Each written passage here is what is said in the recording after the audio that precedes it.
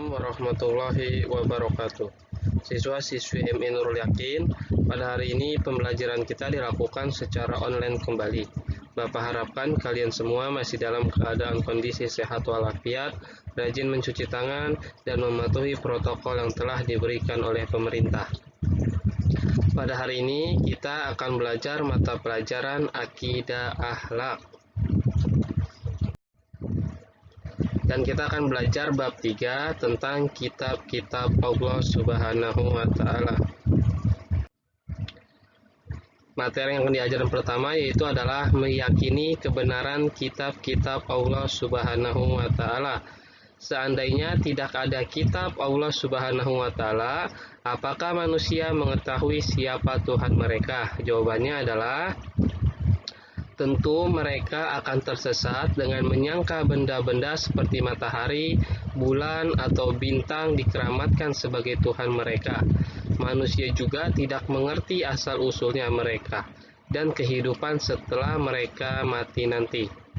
Dengan adanya kitab Allah Subhanahu wa Ta'ala yang dibawa oleh para nabi dan rasul, manusia dapat mengenal siapa Tuhan mereka, asal-usul mereka, dan kemana mereka setelah mati nanti. Selanjutnya,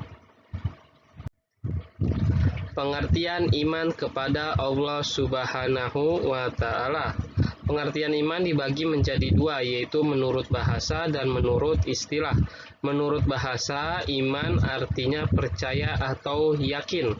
Menurut istilah, iman adalah membenarkan dalam hati, mengucapkan dengan lisan, dan melaksanakannya dengan anggota tubuh. Selanjutnya, arti dari kitab. Kitab adalah buku atau lembaran risalah. Kemudian menurut istilah adalah iman pada kitab-kitab Allah Subhanahu wa Ta'ala adalah mempercayai atau meyakini bahwa Allah Subhanahu wa Ta'ala telah menurunkan kitab-kitabnya kepada nabi dan rasul agar kitab-kitabnya dijadikan pedoman hidup untuk meraih kehidupan yang sejahtera di dunia maupun di akhirat. Al-Quran adalah kitab suci terakhir yang diturunkan kepada Nabi Muhammad SAW.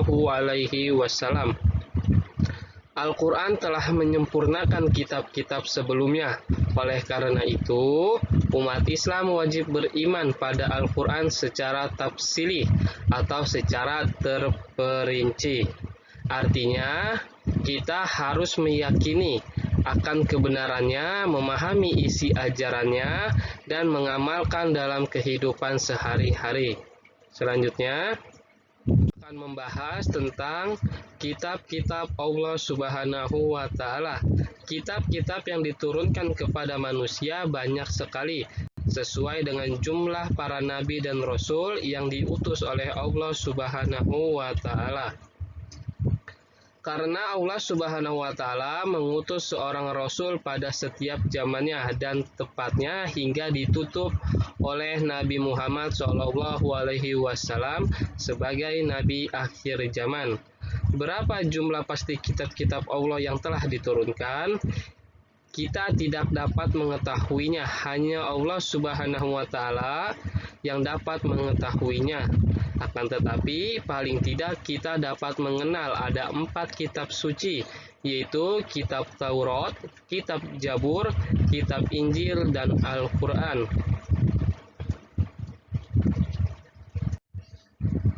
Di samping itu, ada jenis lembaran-lembaran yang diturunkan oleh Allah Subhanahu wa Ta'ala kepada Nabi yang disebut dengan suhuf, seperti suhuf Ibrahim alaihissalam, suhuf Musa alaihissalam, suhuf Adam alaihissalam, dan lain sebagainya. Ajaran para nabi dan rasul itu tertulis dalam lembaran-lembaran agar pengikutnya dapat mengajarkan kepada anak cucunya. Hikmah diturunkannya kitab-kitab Allah Subhanahu wa Ta'ala itu yaitu adalah 1. Untuk pedoman hidup agar terarah. Yang kedua, agar dapat bahagia dunia dan akhirat. Yang ketiga adalah melatih diri selalu taat kepada ajaran agama dan menjalankan hidup sesuai dengan aturan yang berlaku. kali ini adalah para rasul yang menerima kitab-kitab Allah Subhanahu wa taala. Yang pertama adalah Nabi Daud alaihi salam menerima kitab Zabur yang telah dijelaskan dalam Al-Quran surat An-Nisa ayat 163. Yang kedua adalah Nabi Musa alaihi salam yang menerima kitab Taurat yang telah dijelaskan dalam Al-Quran surat Al-Maidah ayat 43 sampai 44. Yang ketiga adalah Nabi Isa alaihi salam yang telah menerima kitab Injil yang telah dijelaskan dalam Al-Quran surat Al-Maidah ayat 46. Kemudian yang keempat adalah Nabi Muhammad SAW yang menerima kitab Al-Quran. Selanjutnya adalah cara beriman kepada kitab-kitab Allah Subhanahu wa taala. Yang pertama adalah mempercayai bahwa kitab datangnya dari Allah Subhanahu wa taala.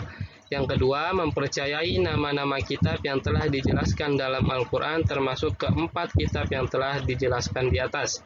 Yang ketiga adalah membenarkan berita-berita tentang kitab-kitab terdahulu dalam Al-Quran. Yang keempat adalah mengamalkan hukum-hukum Al-Quran. Kemudian kitab-kitab Allah Subhanahu wa taala sebelum Al-Quran sudah tidak berlaku lagi, baik isi maupun aturan-aturan yang ada di dalamnya.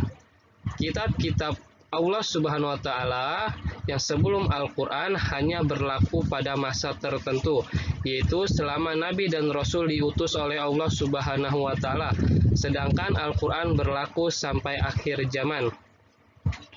Selanjutnya meneladani kitab-kitab Allah Subhanahu wa taala. Yang pertama adalah mempelajari dan memahami kandungan dan isi yang ada di dalamnya. Yang kedua adalah selalu berusaha untuk mengamalkan petunjuk-petunjuknya sesuai dengan kemampuan yang dimiliki dalam kehidupan sehari-hari. Yang ketiga adalah tunduk kepada hukum yang terdapat di dalam kitab suci dalam menyelesaikan segala permasalahan. Selanjutnya, mungkin itu saja materi yang dapat Bapak sampaikan. Kurang lebihnya mohon maaf. Wassalamualaikum warahmatullahi wabarakatuh.